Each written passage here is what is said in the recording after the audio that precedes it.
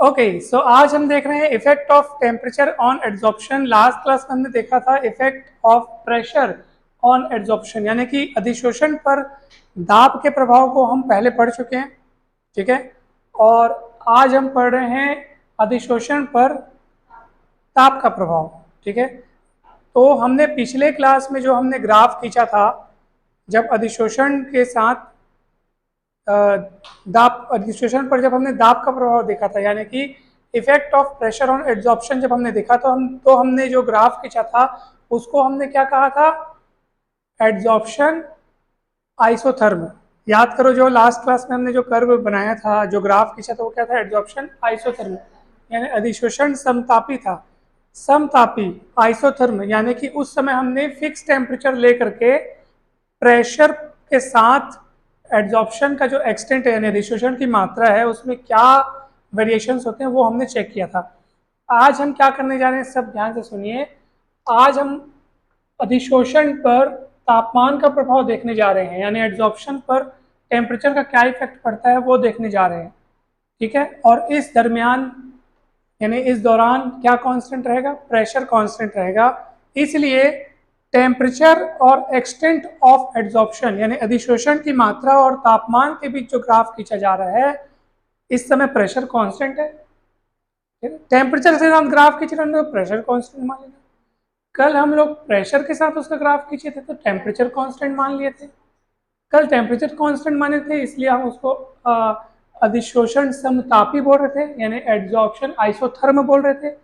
आज आपने pressure constant माना हुआ है, इसलिए इस ग्राफ को हम लोग एड्जॉर्प्शन आइसोबार बोल रहे हैं, यानी कि अधिशोषण समदाबी। समदाबी मतलब दाब यानी प्रेशर जो है कांस्टेंट फिक्स है। ये मैंने आपको कर्व के नाम के बारे में बताया। अब हम देखते हैं कि ये जो कर्व बना है वो ऐसा क्यों बना है, और ये किस प्रकार टेम्परेचर पर अधिशोषण की मात्रा यानी कि एक्सटेंट ऑफ एड्जॉर्प्शन जो है वो टेम्परेचर पर किस तरीके से डिपेंड है, वो हम देखते हैं। आप खुद देखेंगे, मैंने यहाँ पे दो ग्राफ बनाए हुए हैं। पहला ग्राफ जो है वो फिजिकल एड्जॉर्प्शन के लिए बनाया गया है। हम कल प्रकार पढ़ते, याद है? एक फिजिकल पढ़ते, एक केमिकल पढ़ते, जिसमें से आसानी से बनने वाला और कमजोर अट्रैक्शन और कमजोर बॉन्डिंग वाला कौन सा एड्जॉर्प्शन रहता है? फिजिकल वाला रहता है, जिसमें एड्जॉर्बेट और एड्जॉर्बेंट के बीच जो है वीक फोर्स रहता है, वीक अट्रैक्शन रहता है। वॉन्डरवॉल्स फोर्स के द्वारा दोनों एक दूसरे से बंधे रहते हैं। यही मैंने बताया था ना। केमिकल एड्जॉर्प्शन में क्या होता है? एड्जॉर्बेट और एड्जॉर्बेंट के बीच स्ट्रॉन्ग केमिकल बॉन्ड बनते हैं। ठीक है, इन बातों को ध्यान में जब आप रखोगे तो आपको ये कर्व जल्दी समझ में आएगा। पहला कर्व क्या क्या कहता है, ध्यान से देखिए। पहला कर्व ये कहता है कि आप इसको देखो ना, जैसे जैसे टेम्परेचर बढ़ा रहे हो ग्राफ हमारा नीचे गिर रहा है, यानी कि जब टेम्परेचर कम था, मान लो टेम्परेचर इतना था, तो जब टेम्परेचर कम था तो आप देखो अधिशोषण की मात्रा ज़्यादा थी, ग्राफ ऊपर था। कम टेम्परेचर पे ग्राफ कहाँ है? ऊपर है। और जैसे जैसे तुम टेम्परेचर की दिशा में आगे बढ़ रहे हो तो ग्राफ क्या हो रहा है? नीचे आ रहा है। इससे क्या सिद्ध होता है सर? कि कम टेम्परेचर पे अधिशोषण की मात्रा यानी एक्सटेंट ऑफ एडॉप्शन ज़्यादा रहता है, और टेम्परेचर बढ़ाते जाने से वो क्या होने लगता है? तो ऐसा क्यों होता है सर? तो आपको एक बात पता होनी चाहिए, मैं आपको बताया था कि एड्जॉर्प्शन की जो घटना है, जो भी फिनोमेना, ये पूरा का पूरा ये एक्सोथर्मिक है। हमने कल बात की थी। एक्सोथर्मिक क्यों है सर? क्योंकि जब एड्जॉर्बेट के पार्टिकल्स, एड्जॉर्बेट के मॉलिक्यूल्स एड्जॉर्बेंट के सतह पर यानी अधिशोषक की सतह पर जब बैठते हैं तो क्योंकि बॉन्ड बनता है, बॉन्ड बनता है, भले वो वीक बॉन्ड हो चाहे स्ट्रॉन्ग बॉन्ड हो। और इस प्रोसेस में क्या रिलीज होती है? हीट रिलीज होती है। इसका मतलब एड्जॉर्प्शन जब होता है, एड्जॉर्प्शन होता है तो हीट क्या होती है? रिलीज हो रही है। रिलीज हो रही है मतलब स्ट्रॉन्ग बॉन्ड बन रहे हैं। जितनी ज्यादा हीट रिलीज होगी उतना ज्यादा। और तुम यहाँ क्या कर रहे हो? टेम्परेचर दे रहे हो और बढ़ा रहे हो। तो टेम्परेचर बढ़ाने से तो जो एड्जॉर्बेट जो ऊपर में बैठे हैं उनकी एनर्जी बढ़ेगी, उन लोग जो शांति से आराम कर रहे हैं उन लोग विचलित होंगे और वहां से फिर हटना चाहेंगे। इसका मतलब क्या है कि जो अधिशोषक की सतह पर जो आकर के अधिशोषित हुए हैं, वे तापमान बढ़ाए जाने से उनके बॉन्ड में शिथिलता है कि वो कमजोर होने लगेंगे और उठने लगेंगे ऊपर। क्योंकि जब भी आप टेम्परेचर बढ़ाओगे तो उनकी काइनेटिक एनर्जी बढ़ेगी। जो ऊपर में बैठे हुए हैं ना, किनके ऊपर में? एड्सॉर्बेंट के ऊपर में जो एड्सॉर्बेट के पार्टिकल्स बैठे हुए हैं, अधिशोषक की सतह पे जो अधिशोष्य अणु बैठे हैं, टेम्परेचर बढ़ाने से उनकी ऊर्जा बढ़ेगी। तो बढ़ने के बाद वो वहाँ आराम क्यों करना चाहेंगे, वो वहाँ से निकलना चाहेंगे। और एक बात आप लोग याद रखना, पुस्तक में जिस हिसाब से दिया है जो तथ्य वो ये है, क्योंकि एड्सॉर्प्शन जो है ना, ये अधिशोषण की जो घटना है वो कैसी घटना है, एक्सोथर्मिक, यानी कि ऊष्माक्षेपी। ठीक है, ऊष्माक्षेपी अभिक्रिया में क्या होता है, ऊष्मा मुक्त होती है। हाँ हाँ, तो ऊष्मा क्या होती है, मुक्त होती है। इसका मतलब क्या है, हीट रिलीज हो रही है, इसका मतलब ये है कि स्ट्रॉन्ग बॉन्ड बन रहा है। आप हीट दे रहे हो उसका, मतलब आप उल्टा काम कर रहे हो। हम चाहते हैं कि स्ट्रॉन्ग बॉन्ड बने तो उसके लिए हीट निकलनी जरूरी है, और आप यहाँ पर क्या कर रहे हो, उल्टी गंगा बहा रहे हो। आप हीट उसको क्या कर रहे हो, तो भैया हीट देने से वो जो बॉन्ड बने हैं बल्कि वो और टूटने लगेंगे, रिलैक्स होंगे, शिथिल होंगे और स्ट्रांग नहीं होंगे, फिर उनकी एनर्जी क्या होगी, बढ़ेगी। तो सीधी सी बात है कि अधिशोषण की मात्रा कम होने लगेगी, जो पहले स्ट्रांग बॉन्ड बने वो उल्टा काम होने लगेगा, हटने लगेगा वहां से। तो समझ में आया, टेम्परेचर बढ़ाने से क्या होता है, अधिशोषण की मात्रा कम होती है। ठीक है, फिजिकल में। केमिकल में थोड़ा ग्राफ आपको अलग नजर आ रहा है। यहाँ पे क्या नजर आ रहा है, ध्यान से देखिए, बहुत मजा आएगा। शुरू में टेम्परेचर बढ़ाने से ग्राफ ऊपर चढ़ रहा हुआ दिख रहा है, यानी कि शुरुआत में जब आप टेम्परेचर बढ़ाओगे तो अधिशोषण की मात्रा यानी कि एक्सटेंट ऑफ एब्जॉर्प्शन शुरू में बढ़ रहा है, फिर एक लिमिट तक बढ़ के फिर क्या हो रहा है। अब ऐसा क्यों सर, सुनिए मेरी बात को ध्यान से। हम पढ़ रहे हैं केमिकल एड्जॉर्प्शन। केमिकल एड्जॉर्प्शन में क्या होता है, एड्जॉर्बेट और एड्जॉर्बेंट यानी अधिशोष जो आकर के अधिशोषक की सतह पर बैठ रहे हैं। ठीक है, अधिशोषक किसको बोलते हैं, हाँ, जिस पर दूसरे पदार्थ के परमाणु या अणु मॉलिक्यूल जो आके बैठते हैं। ठीक है, जो आता है ना एड्जॉर्बेट है, और जिस पर आता है ना वो एड्जॉर्बेंट है। समझ में आ रहा है। ठीक है, तो सुनो, अब केमिकल एड्जॉर्प्शन में क्या होता है कि जब दूसरे सब्सटेंस के मॉलिक्यूल्स आ रहे हैं इस पर बैठने, अगर केमिकल एड्जॉर्प्शन है इसका मतलब स्ट्रॉन्ग बॉन्ड बनना है। और आपने पढ़ा होगा कि केमिकल बॉन्ड बनने के लिए,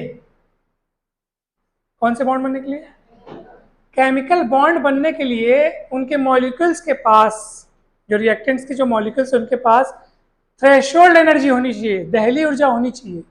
ये आपको याद है, आप शिखर के बारे में हम लोग पढ़े थे, याद करो, शिखर के बारे में पढ़े थे। शिखर पीक वाला था, और मैं बताया था कि शुरुआत में उनके पास एनर्जी कम होती है, तो पीक तक पहुंचाने के लिए जो आवश्यक ऊर्जा की मात्रा रहती है उसको बोलते हैं सक्रियण ऊर्जा। कौन सी ऊर्जा, एक्टिवेशन एनर्जी, याद है। और एक्टिवेशन एनर्जी देने के लिए उसको हीट देना पड़ेगा, टेम्परेचर देना पड़ेगा। इसका मतलब क्या है सर, कि शुरुआत में आपको बॉन्ड बनाने के लिए तो उनको मदद करनी पड़ेगी सर, यानी शुरुआत में आपका जो टेम्परेचर बढ़ाना उनके फायदे के लिए होगा, क्योंकि आप टेम्परेचर बढ़ाएंगे नहीं तो लोग बॉन्ड आसानी से बनाएंगे नहीं। इसका मतलब क्या है कि जब आपका टेम्परेचर बढ़ाना शुरुआती में फायदेमंद है, वो एड्जॉर्प्शन को बढ़ाएगा, क्योंकि शुरुआत में जब आप टेम्परेचर बढ़ा रहे मतलब आप उसके पक्ष में कि हाँ वो आए, बैठे, बॉन्ड बने। क्योंकि बॉन्ड बनने के लिए आप उसको एक्टिवेट नहीं करेंगे तो बॉन्ड कैसे बनेगा। तो इसका मतलब क्या है कि शुरुआत में हमारा टेम्परेचर बढ़ाना उसके पक्ष में होता है, एड्जॉर्प्शन उससे बढ़ता है। क्यों, क्योंकि बॉन्ड बनने के लिए एनर्जी चाहिए, एनर्जी के लिए आपका टेम्परेचर बढ़ाना लाजमी है, जरूरी है। समझ में आ रहा है। लेकिन जब बॉन्ड बन गया सर, एड्जॉर्प्शन हो गया है सर, अब आपका टेम्परेचर बढ़ना वहां पे उल्टा काम कर सकता है। क्यों, अब बॉन्ड बन चुका है और आप टेम्परेचर बढ़ाएंगे तो बॉन्ड को बनने के बजाय क्या करें, बन तो चुका है, अब वो तोड़ने का काम करेगा। समझ में आ रहा है? तो शुरुआत में टेम्परेचर बढ़ाना उसके फेवर में है। क्यों, क्योंकि बॉन्ड बनाने के लिए हीट चाहिए, एनर्जी चाहिए। जब बॉन्ड बन गया, केमिकल एड्जॉर्प्शन हो गया, अब आप टेम्परेचर बढ़ाएंगे तो अब एड्जॉर्प्शन की मात्रा क्या होने लगेगी, क्योंकि वो बने हुए बंधों को तोड़ने का काम कर सकता है। अब आपका टेम्परेचर बढ़ाना, ठीक है। इसलिए इसमें ग्राफ पहले उठ रहा है फिर नीचे गिर रहा है। तो क्या इस ग्राफ से क्या समझे आप, कि प्रारंभ में यानी शुरुआत में तापमान बढ़ाते जाने से अधिशोषण की मात्रा बढ़ती क्यों है? केमिकल में वहाँ ऐसा क्यों नहीं हुआ? क्योंकि वहाँ किसी टाइप का केमिकल फिजिकल में, मतलब फिजिकल एब्जॉर्प्शन की बात कर रहा हूँ, वहाँ किसी टाइप का केमिकल बॉन्ड बनता नहीं है। आपको केवल सतह पर केवल वीक वॉन्डरवॉल फोर्स की मदद से एड्जॉर्बेंट और एब्जॉर्बेंट के मॉलिक्यूल्स बैठते हैं, चिपकते हैं। यहाँ तो क्या बनना है? केमिकल बॉन्ड बनना है। तो केमिकल बॉन्ड बनने के लिए ऐसे आसानी से बॉन्ड बनने वाला नहीं है जब तक कि उन मॉलिक्यूल्स के पास पर्याप्त मात्रा में एनर्जी ना हो। और पर्याप्त मात्रा में जब तक एनर्जी ना हो, उसके लिए टेम्परेचर बढ़ा के तुम उसको एनर्जी ही प्रोवाइड कर रहे हो ना। तुम टेम्परेचर बढ़ा रहे हो मतलब उसको क्या प्रदान कर रहे हो? ऊर्जा, ताकि वो बंद बना सके। और जब बंद बना लेगा, एड्जॉर्प्शन हो जाएगा। अब तुम्हारा टेम्परेचर बढ़ाना उसके फेवर में नहीं होगा, उसके अगेंस्ट में हो जाएगा। मैं बोल रहा हूँ, समझ में? तो इसलिए ग्राफ जो है शुरू में चढ़ रहा है, तो अगर शुरू में एड्जॉर्प्शन की मात्रा बढ़ेगी, फिर क्या होने लगेगी? घटने लगेगी। तो ये आप देखिएगा, बहुत अच्छा चीज़ है, बहुत अच्छा टॉपिक है।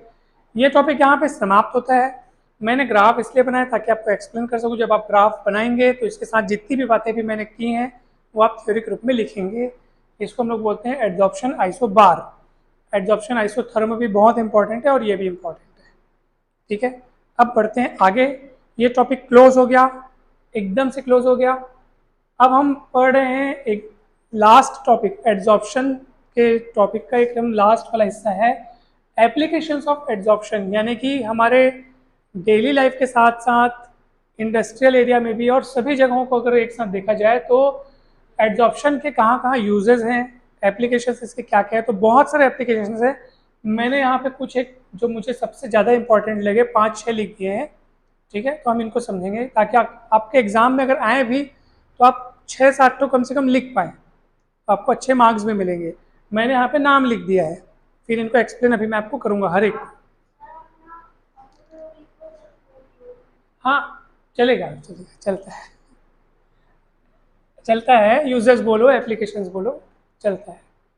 तो समझ में आया कि नहीं है? अब हम इन बारी बारी से इन हर एक को समझेंगे। सबसे पहला लिखा हुआ है हाई वैक्यूम। हाई वैक्यूम मतलब क्या होता है? जहाँ किसी भी प्रकार का मीडियम न होना। एयर भी अगर है तो उसको भी खाली करना। जैसे मान लो कोई कक्ष है, कोई चैम्बर है, कोई डिब्बा है, मान लो, ठीक है, ये कोई डिब्बा है, इसके अंदर कुछ भी नहीं होना चाहिए। तो बोलोगे सर कुछ भी नहीं तो हवा तो होगी, हवा को भी आपको खाली करना है। वैक्यूम मतलब जहाँ कुछ भी ना हो। तो उसको बनाने के लिए भी ना हम एड्जॉर्प्शन की टेक्निक का इस्तेमाल करते हैं। कैसे इस्तेमाल करते हैं सुनो। पहले तो आपको जैसे मान लो ये एक चैम्बर है और मान लीजिए मेरे को इसमें से इसके अंदर मेरे को वैक्यूम बनाना है, मतलब वैक्यूम वो करना है, वैक्यूम क्रिएट करना है कि किसी भी प्रकार का वहाँ पे एयर तक भी ना हो। हालांकि ये 100% तो ये पॉसिबल नहीं है, डेसिमल में तो होगा ही होगा, फिर भी जितना मैक्सिमम पॉसिबल हो सके हम वहाँ वैक्यूम बनाने का प्रयास करेंगे। कैसे करेंगे? पहले तो आपसे जितना हो सकता है उसके अंदर का आप एयर निकाल दो, जितना हो सकता है, जितना सिंपल मेथड्स और सामान्य विधियों से जो जितने पॉसिबल हो सकता है, पंप की मदद से जो भी है आप निकाल दो। उसके बाद क्या करो, और ज़्यादा हाई लेवल का वैक्यूम प्राप्त करने के लिए आप इस डिब्बे को कनेक्ट कर दो एक दूसरे डिब्बे से जिसके अंदर रखा हो चारकोल। समझ में आ रहा है? इस डिब्बे को कहाँ किससे कनेक्ट कर दो? एक दूसरे डिब्बे से जिसके अंदर क्या हो, चारकोल की ये जिम्मेदारी है। चारकोल की एक प्रॉपर्टी होती है, उसका ये गुण होता है कि वो जितनी भी एयर्स है, जितनी भी प्रकार की मॉइस्चर हो, कोई भी प्रकार, वो सबको क्या कर लेता है? एड्जॉर्ब कर लेता है। तो बची कुची जो इसके अंदर जो एयर अगर रही भी होगी तो वो सब की सब किसके द्वारा एड्जॉर्ब कर ली जाएगी? चारकोल के द्वारा। और इस प्रकार हम उस डिब्बे के अंदर हम बहुतपन और बहुत हाई लेवल का जो वैक्यूम है वो क्रिएट कर सकते हैं। ये आपका पहला एप्लीकेशन हुआ, काफ़ी इंपॉर्टेंट था। अब दूसरा देखो, गैस मास्क। मास्क शब्द से आप सब परिचित हैं, ठीक है। जो व्यक्ति बड़ी बड़ी खदानों में, माइंस में काम करते हैं, कोयले की खदानों में, जहाँ पे जहरीले गैसेस का रिलीज होने का बहुत खतरा रहता है, तो जब ऐसी ऐसी जगहों पे जो काम करते हैं ना, उन लोग गैस मास्क का इस्तेमाल करते हैं। तो गैस मास्क में क्या खासियत होती है सर? कि ये क्या होता है कि जब आपके चेहरे पे, आपके फेस पे जब जहरीली गैसेस आएंगी, तो जहरीली गैसेस आएंगी तो ये सब को एब्जॉर्ब कर लेगा, केवल शुद्ध वायु को, शुद्ध एयर को आपके नाक तक पहुंचने देगा, ताकि आपको सांस लेने में किसी भी प्रकार की कोई तकलीफ न हो। ये गैस मास्क का इस्तेमाल हुआ। ये आपके बुक में जो एप्लीकेशंस दिए हैं ना, तो ये सब आप एप्लीकेशंस को आप देखो, मैंने पॉइंट पॉइंट लिख दिए, लेकिन आप इनका डिटेल अगर अच्छे से समझ जाओ तो आप अच्छे से लिख सकते हो। हाई वैक्यूम वाला समझ में आया कि नहीं पहले बताओ। ठीक है, गैस मास्क में भी ना वो जो मास्क है ना, उसके अंदर चारकोल ही रखा रहता है। ठीक है, अब उसको इस तरीके से रखा जाता है कि वो, हाँ, फिल्टर करने का काम करता है, किनको जहरीली गैसेस को एब्जॉर्ब कर लेता है, हमारे नाक के द्वारा शरीर के अंदर तक पहुंचने नहीं देता, केवल शुद्ध वायु को छान देता है, मतलब शुद्ध वायु अंदर जाती है, जहरीली गैसेस रुक जाती है। तो आखिर एब्जॉर्प्शन का यहाँ चमत्कार है भैया, वरदान के रूप में हमारे लिए, तो है ना। अब देखिए कैटलिसिस, जिसको हम आगे पढ़ने वाले हैं। ठीक है, तो यहाँ पे हम देखेंगे कि कैटलिसिस में एब्जॉर्प्शन किस तरीके से यूज होता है। देखो, कई ऐसी केमिकल रिएक्शंस हैं जिनमें जब पहले तो मैं आपको बता रहा हूँ कि कैटलिसिस क्या होता है। हिंदी में इसको बोलते हैं उत्प्रेरण। क्या बोलते हैं? उत्प्रेरण, है ना। उत्प्रेरक नाम आप सब सुने होंगे, है ना। कैटलिस्ट, हाँ, ये उत्प्रेरण है, ये उत्प्रेरण, हाँ, ठीक है। कैटलिसिस यानी होता है उत्प्रेरण, और ये उत्प्रेरण की घटना जिस चीज के द्वारा होती है उसको बोलते हैं उत्प्रेरक, यानी कैटलिस्ट। ठीक है, तो आप सब ने उत्प्रेरक शब्द से आप सब परिचित होंगे कि उत्प्रेरक क्या होता है, कैटलिस्ट क्या होता है। जो केमिकल रिएक्शंस की स्पीड को बढ़ा भी सकता है, घटा भी सकता है, अपनी ज़रूरत के हिसाब से हम कैटलिस्ट का चयन, इस्तेमाल, चुनाव कर सकते हैं। जैसे कोई केमिकल रिएक्शन एकदम स्लो हो रही है, हमको जल्दी करानी है उसको, तो हम उसमें कोई ऐसा सब्सटेंस मिला करके, ऐसे सब्सटेंस के प्रेजेंस में उस केमिकल रिएक्शंस को करा सकते हैं जिससे वो अभिक्रिया, वो रिएक्शन फास्ट हो जाए। तो कैटलिस्ट का ये काम रहता है, उत्प्रेरक का ये काम रहता है। ठीक है, कई केमिकल रिएक्शन में जो उत्प्रेरक, जो कैटलिस्ट इस्तेमाल किए जाते हैं ना, वो पाउडर के रूप में इस्तेमाल किए जाते हैं, यानी कि चूर्ण के रूप में। क्यों बताऊं? सॉलिड चीज को अगर आप पाउडर में बदलोगे तो वो फैल जाएगा, उसका एरिया क्या हो जाएगा, बढ़। एरिया बढ़ जाने से क्या है, उसकी रिएक्शन करने की, यानी कि मतलब कि कहा जाए तो उसकी कैटलिस्ट जो कैटलिसिस जो पावर रहती है वो बढ़ जाती है। एरिया बढ़ने से एक्टिविटी बढ़ गई। तो याद रखना, यानी कि बोलने का मतलब ये है कि जब आप किसी कैटलिस्ट को पाउडर के रूप में इस्तेमाल करते हो तो रिएक्टेंट के साथ मिल करके, रिएक्टेंट मतलब कौन, अभिकारक, अभिकारक के साथ मिल करके वो जल्दी से केमिकल रिएक्शंस को आगे बढ़ाएगा। कम एरिया रहेगा तो कम एक्टिव रहेगा, ज़्यादा एरिया रहेगा तो ज़्यादा एक्टिव रहेगा। एक्चुअली अभी हम लोग को ये बात भले समझ में ना आ रही हो, क्योंकि अभी हम कैटलिसिस वाली कहानी चालू नहीं की है। जब आगे बढ़ेंगे, इस कहानी को आगे बढ़ाएंगे ना, तो हम ये देखेंगे कि ये काम कैसे करता है। ठीक है, तो मैं आपको बता रहा हूँ, ब्रीफ में, संक्षेप में बता रहा हूँ। कैटलिस्ट का एरिया जब कम रहता है तो कैटलिस्ट के सरफेस पर ना जो अभिकारक के अणु आकर के अधिशोषित होते हैं। अभिकारक किसको बोलते हैं? रिएक्टेंट किसको बोलते हैं?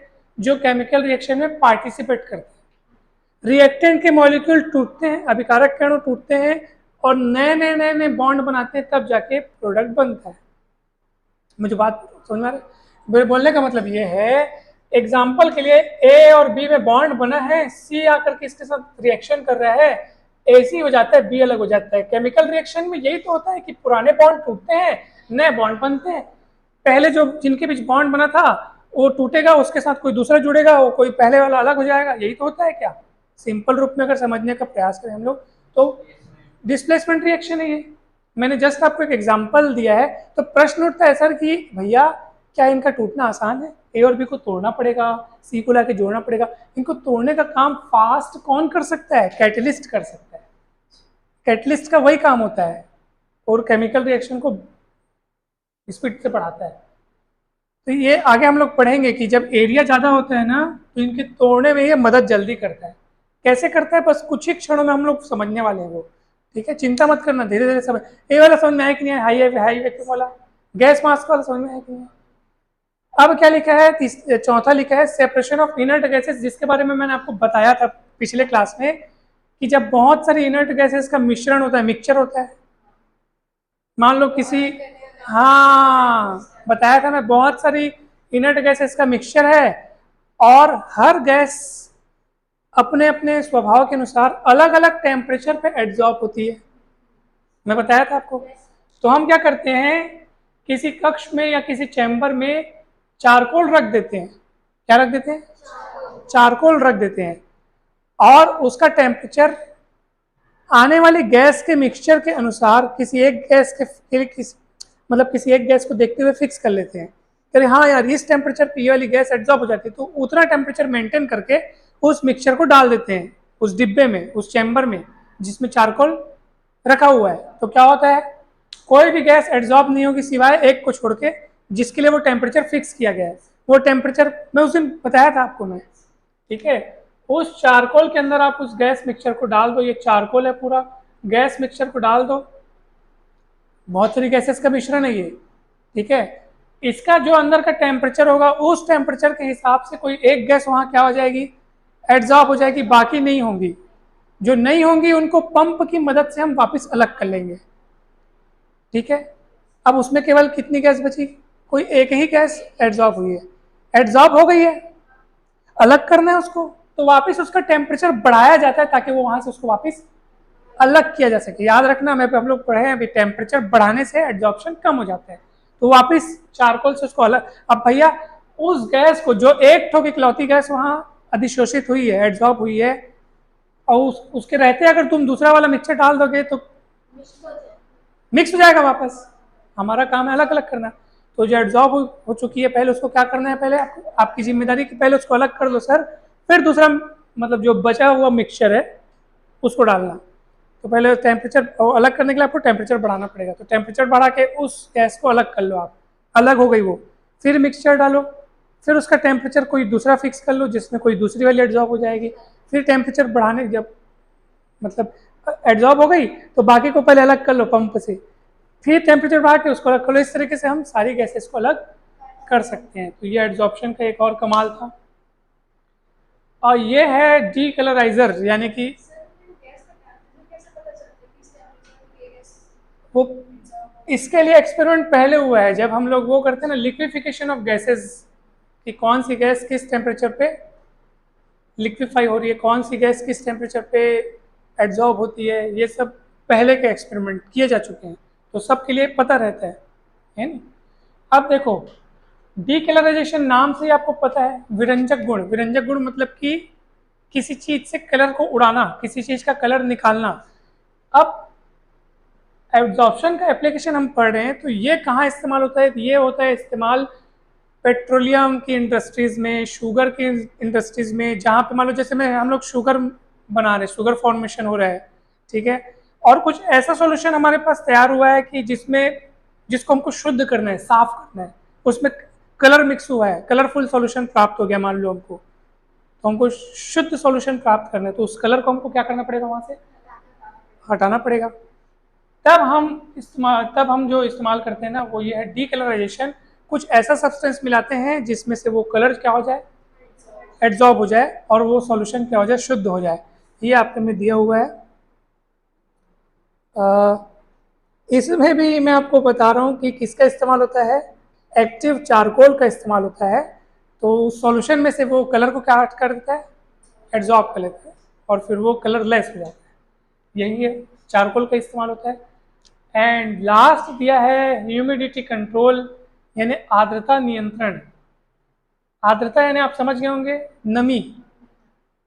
तो नमी के लिए मैं आपको बताया था किसका इस्तेमाल होता है, सिलिका जेल का। याद है, सिलिका जेल में ये गुण होता है, ये प्रॉपर्टी होती है कि वो नमी को क्या कर लेता है, एब्जॉर्ब कर लेता है, ठीक है। जो क्रूड ऑयल होता है, क्रूड ऑयल इंडस्ट्रीज यानी कि कच्चे तेल में भी जो अशुद्धियां रहती हैं उनको भी हम एब्जॉर्ब कर लेते हैं सिलिका जेल की मदद से, ताकि वो कच्चे तेल की अशुद्धियां क्या हो जाए, दूर हो जाए।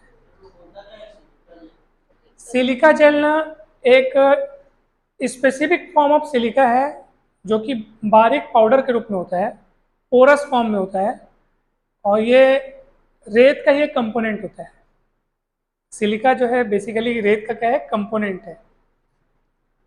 तो ये 6 एप्लीकेशंस जो हुए ना, काफी इंपॉर्टेंट थे, मेरे ख्याल से सरल थे, इजी थे, आसानी से एक बार पढ़ने की देर है, सच बता रहा हूँ। एक बार पढ़ते साथ आपको याद ना हो जाए तो कहना, बस आराम से आता जाएगा।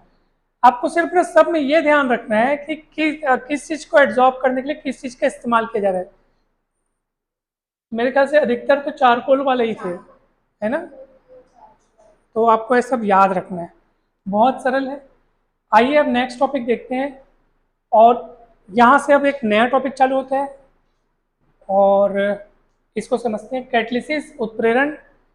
तो उत्प्रेरण क्या है वो सुनिए। उत्प्रेरण यानी कैटलिसिस मतलब एक ऐसा फिनोमेना, एक ऐसी घटना है जिसकी मदद से हम किसी भी केमिकल रिएक्शन का वेग यानी स्पीड, उसकी जो रेट है, वो अपनी रिक्वायरमेंट के अनुसार, ज़रूरत के हिसाब से हम बढ़ा सकते हैं, कम कर सकते हैं। समझ में आ रहा है। तो ये घटना कहलाती है उत्प्रेरण। ऑब्वियस सी बात है सर, ये काम अगर आपको करना है, यानी कि किसी केमिकल रिएक्शन का स्पीड आपको बढ़ाना है या कम करना है, इसके लिए कुछ चीज़ चाहिए हमको ना। कौन सी ऐसी चीज़ है जो ये काम कर सकती है, तो वो है कैटलिस्ट।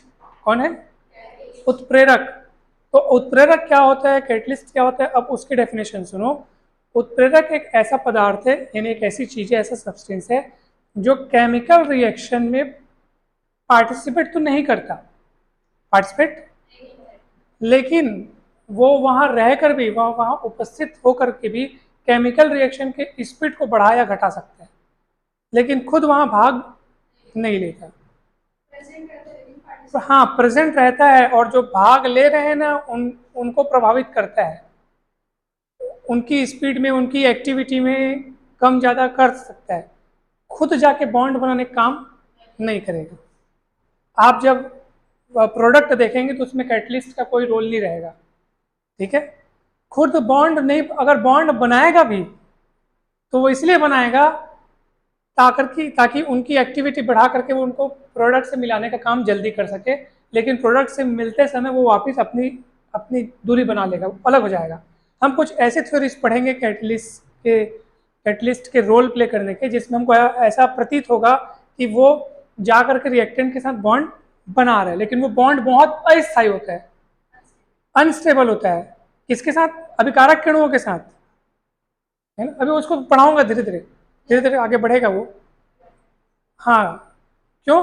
ताकि वो उनके बॉन्ड को तोड़ने का काम कर सके और जाकर के किसके साथ मिला सके, मतलब हाँ, प्रोडक्ट के रूप में जल्दी से फॉर्मेशन हो सके उसका। सो उसके वर्किंग की क्या प्रोसेस है उसको हम और अच्छे से भी समझेंगे। फिलहाल बताओ, ये सब समझ में आ रहा है? ये एप्लीकेशन समझ में आया कि नहीं, बताओ। आया? सच में समझ में आया? ये ग्राफ समझ में आया? ये ऐसे क्यों ऐसे बने और ये ऐसे क्यों बने? इसमें क्या होता है? तापमान बढ़ाने से डिस्ट्रीब्यूशन की मात्रा, और इसमें शुरुआत में बढ़ता है। तो इसमें ऐसा क्यों कि शुरुआत में बढ़ता है, ऐसा क्यों? क्योंकि यहाँ पे अपने को केमिकली एड्जॉर्ब कराना है, केमिकली एड्जॉर्ब कराने के लिए बॉन्ड बनाना जरूरी है, और बॉन्ड बनाने के लिए उनके पास उतनी ऊर्जा तो चाहिए कि बॉन्ड बना सके, और उतनी ऊर्जा होने के लिए टेम्परेचर देना है, बढ़ाना है। इसलिए शुरुआत में टेम्परेचर उनके फेवर का काम करता है, और जब हो जाएगा फिर टेम्परेचर देने का कोई मतलब नहीं है, नहीं तो वो उनके लिए उल्टा काम करेगा। अब सुनो, various terms used in catalysis, ठीक है, इसमें कुछ शब्द इस्तेमाल होंगे। उत्प्रेरक के प्रकार अभी हम पढ़ने वाले हैं। तो सबसे पहले देखो क्या लिखा है, पॉजिटिव कैटलिसिस यानी धनात्मक उत्प्रेरण। और धनात्मक उत्प्रेरण क्या होता है सर? जब आप ऐसे उत्प्रेरक का इस्तेमाल कर रहे हो, ऐसे कैटलिस्ट का इस्तेमाल कर रहे हो जो केमिकल रिएक्शन की स्पीड को बढ़ाने का काम करे। नाम में इसकी डेफिनेशन लिखी है, पॉजिटिव मतलब जब आप केमिकल रिएक्शन के वेग को, उसकी स्पीड को क्या करना चाह रहे हो, बढ़ाना चाह रहे हो। आपको लग रहा है सर ये केमिकल रिएक्शन एकदम स्लो हो रही है, हमको बढ़ाना है इसको, तब आप जो चीज़, जो कैटलिस्ट, जिस टाइप के उत्प्रेरक का इस्तेमाल करेंगे उसको बोलेंगे धनात्मक उत्प्रेरक, पॉजिटिव कैटलिस्ट, ठीक है। और ये जो घटना है उसका वेग जो बढ़ जाना, आप बोलेंगे यार पॉजिटिव कैटलिसिस हुआ है, धनात्मक रूप से अभिक्रिया उत्प्रेरित हो गई है। इसके एग्जाम्पल बहुत सारे हैं, मैंने यहाँ कोई 2 लिख रखे हैं, तो आप भी ध्यान से देखिएगा। H2O2 का जब हम डिकम्पोजिशन कराते हैं, अपघटन कराते हैं, तो उसके डिकम्पोजिशन में, उसके अपघटन में अगर हम MnO2 का इस्तेमाल करें तो ये बहुत ही तेजी से होता है। आप देख लो, डिकम्पोजिशन है टूटना, ब्रेक होना, डिसएसोसिएशन होना। तो H2 किस में ब्रेक हो रहा है देखो भला, वाटर में और ऑक्सीजन में। ये प्रोसेस स्लो होता है जनरली, लेकिन अगर इसको फास्ट कराना चाहिए, अगर आपको फास्ट कराना है तो आप MnO2 का इस्तेमाल कीजिए, मैग्नीज ऑक्साइड का, और यहाँ से फिर ये एकदम फास्ट होने लगेगा, एकदम फास्ट हो जाएगा। दूसरा एग्जाम्पल है अमोनिया। अमोनिया यानी NH3, इसके निर्माण की हैबर विधि, हैबर प्रोसेस है अमोनिया बनाना, अभी हम सीखेंगे। अभी आपको कुछ चीज कठिन लग रहा है ना, तो आप अपने मन को वो मत करो, घबराओ मत कि कठिन ये सब पढ़े नहीं है, ये सब चीज हम लोग पढ़ेंगे। अभी तो हम लोग केमिस्ट्री का इनऑर्गेनिक पोर्शन नहीं पढ़े हैं ना। अमोनिया निर्माण की हैबर विधि हम लोग को आगे पढ़नी है, भी बहुत इंपॉर्टेंट क्वेश्चन है। ठीक है, तो मैं अभी हम लोग को क्या इसका एग्जाम्पल भी तो समझना है ना कि पॉजिटिव कैटलिस्ट कहाँ होता है। तो हम एग्जाम्पल लिख रहे हैं बस, हमको इसको डिटेल में नहीं पढ़ रहे हैं। हमको मेन चीज उसमें से पकड़नी है कि हम इस चीज को कैसे समझ सकें। तो सुनो मेरी बात, तो मैं आपको बोल रहा हूँ, जब अमोनिया निर्माण की हैबर विधि में अमोनिया और हाइड्रोजन मिलकर, यार नाइट्रोजन और हाइड्रोजन मिलकर के जब अमोनिया बनाते हैं, कौन कौन, नाइट्रोजन और हाइड्रोजन मिलकर के क्या बनाते हैं जब, तो इसमें जो आयरन रहता है, जो Fe आपको प्रेरक के रूप में दिख रहा है, कैटलिस्ट के रूप में दिख रहा है, यहाँ पे ये पॉजिटिव कैटलिस्ट का काम करता है, क्योंकि ये इनके और इनके मिलने की स्पीड को बढ़ा देता है, एकदम तेज कर देता है, और अमोनिया का निर्माण जल्दी हो जाता है।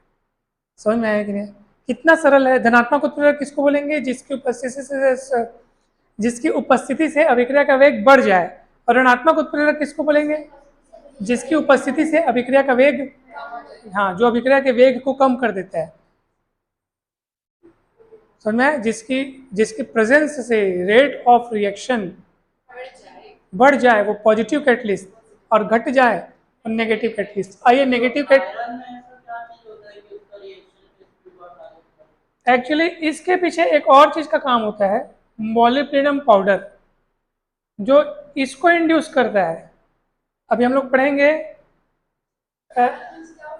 ये एक एलिमेंट है, एक मेटल है ये, मॉलिब्डेनम, हाँ मॉलिब्डेनम, ठीक है, ये इसको इंड्यूस करता है। तो अभी पढ़ेंगे आगे कि भाई कैटलिस्ट को भी इंड्यूस करने वाला कोई चीज होता है जो उसकी रिएक्टिविटी को बढ़ाता है, मतलब उसको भी ट्रेनिंग देने वाला कोई है, जस्ट इसके बाद पढ़ेंगे। और ऐसे भी पदार्थ होते हैं, ऐसे भी सब्सटेंस होते हैं जो कैटलिस्ट की भी शक्ति को कम करने का प्रयास करते हैं, वो उसके लिए विष का कार्य करते हैं। ठीक है, तो अभी और डिटेल में, अभी हम लोग सिर्फ इसका रोल पढ़ रहे हैं कि इसके होने से ना रिएक्शन क्या होती है, फास्ट होती है, लेकिन इसके पीछे की और कोई बात है वो भी हम लोग और देखेंगे। अब देखो H2O2 का जब हम डिकम्पोजिशन कर रहे थे, वो डिकम्पोजिशन जब मैं MnO2 के प्रेजेंस में कर रहा था तो ये फास्ट हो रहा था, काम वही है। अब प्रेजेंस बढ़ गया, किसी प्रेजेंस बदल गया, किसी और का हो गया, ठीक है, ये हो गया अब H3PO4 फास्फोरिक एसिड। ठीक है, अब फास्फोरिक एसिड के प्रेजेंस पे उसी चीज का डिकम्पोजिशन एकदम स्लो हो जाता है, तो काम वही हो रहा है, रोल इनका बदल गया तो काम का स्पीड बदल गया। जब MnO2 का उपस्थिति था, MnO2 का प्रेजेंस था, तो इसका डिकम्पोजिशन बेहद फास्ट होता था, इसका टूटना बहुत जल्दी होता था। जब उसी के जगह पे तुम कोई दूसरा चीज बैठा दिए, फास्फोरिक एसिड बैठा दिए, H3PO4 बैठा दिए, तो वही चीज है जो टूट रही है, जो पहले भी टूटती थी, मगर अब इसकी स्पीड एकदम क्या हो गई, कम हो गई। तो आपको समझ में आ रहा है कि केमिकल रिएक्शन वही है सर, मगर उसको प्रभावित करने वाले चीज बदल रही है। तो यहाँ पे ये MnO2 पॉजिटिव कैटलिस्ट का काम कर रहा है, जबकि यहाँ पे H3PO4 नेगेटिव कैटलिस्ट का काम कर रहा है। इसलिए यहाँ पे उसकी जो काम करने की जो गुण है उसको बोलेंगे नेगेटिव कैटेलिसिस, है ना। जो उत्प्रेरक का जो काम होता है ना उसको बोलते हैं कैटेलिसिस, और उस चीज को जो ये काम कर रहा है वो कैटलिस्ट कहलाता है, समझा, उसका गुण कैटेलिसिस कहलाएगा। और ये जो उस खुद को क्या बोलेंगे, उस आदमी को, मतलब उस चीज को क्या बोलेंगे, कैटलिस्ट बोलेंगे। ठीक है, इसका एक और एग्जांपल है, एथिल अल्कोहल की उपस्थिति से क्लोरोफॉर्म का ऑक्सीकरण मंद हो जाता है। यानी कि देखो ये क्लोरोफॉर्म है, ऑक्सीकरण, ऑक्सीडेशन मतलब ऑक्सीजन से रिएक्शन, ठीक है।